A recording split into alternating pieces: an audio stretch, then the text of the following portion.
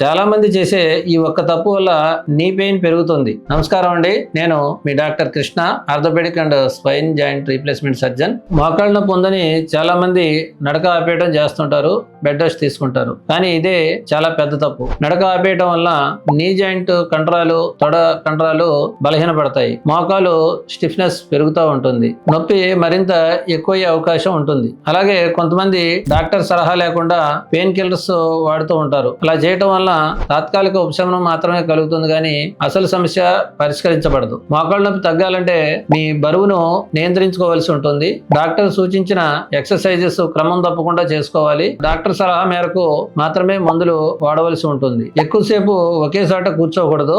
మోకాళ్ళ నొప్పి 2 వారాలకు మించి ఉంటే మీకు అందుబాటులో ఉన్న ఆర్థోపెడిక్ డాక్టర్ గారిని సంప్రదించవలసి ఉంటుంది. సరైన సమయంలో చికిత్స తీసుకుంటే చాలా కేసుల్లో సర్జరీ అవసరం లేకుండానే మనం మోకాళ్ళ నొప్పిని నియంత్రించుకోవచ్చు. మీ మోకాల్ని ఆరోగ్యంగా ఉంచుకోండి, నొప్పిని నిర్లక్ష్యం చేయొద్దు.